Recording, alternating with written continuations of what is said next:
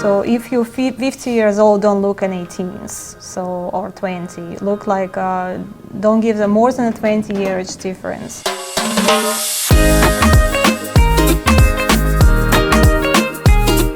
When you receive so many letters, you try to think of how to separate the better choices for you.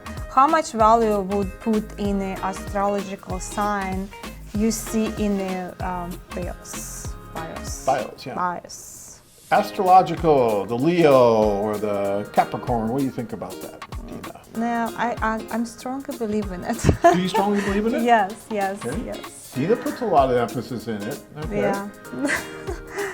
But of course, you have to separate. I think you need to really decide for you, what age you're looking at. So if you're 50 years old, don't look an 18s, so, or 20. Look like, don't give them more than a 20-year age difference. So put age difference only from 30 to and up. So I think that's the most important criteria is the age difference.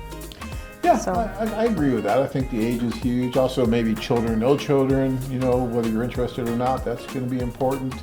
Some guys are really, smoking seems to be a deal breaker for a lot of guys, right? No, she can't be a smoker. So,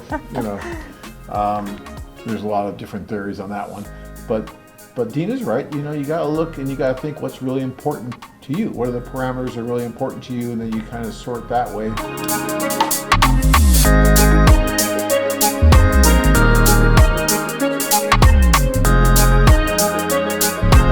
You have been corresponding with a lady for 3 to 4 months and you decide to take one of the tours. Will you meet the lady you have been writing with, or are you just thrown into a social and hope for the best?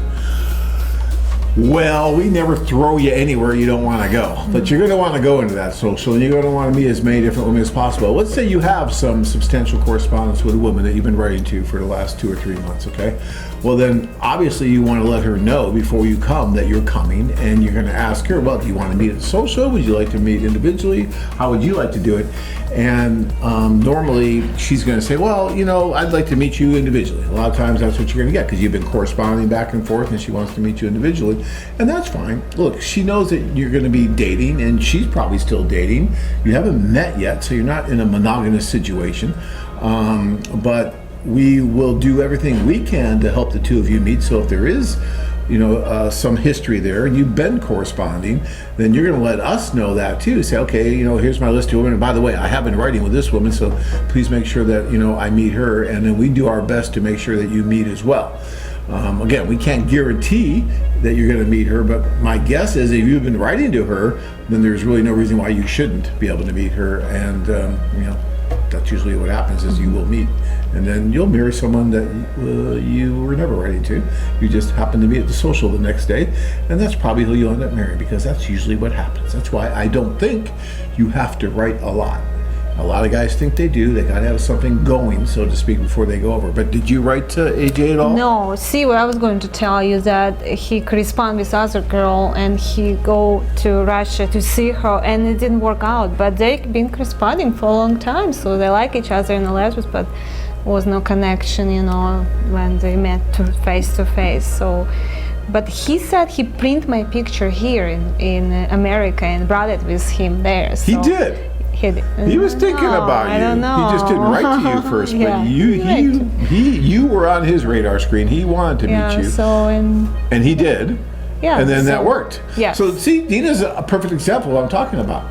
Her husband was writing other women, thought he had to have something going before he went over, met the other women that he was writing to, and that's fine. It just didn't work out. There wasn't a chemistry, but then he met someone else through us while he was there, and boom, sure enough, fireworks went off, they got engaged, and the rest is history.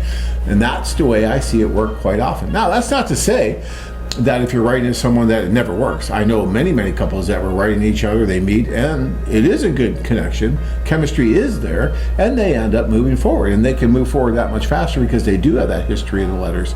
So I'm not saying it can't work, okay? But what I'm saying is just don't go crazy with it, okay? If you really want to write some, okay, write some. But don't go crazy and just write, tons and tons of women to where you could have taken 2 or 3 tours by the time you're done doing all that. Because it does get expensive after a while, because there's a lot that goes into it to make sure it works for you.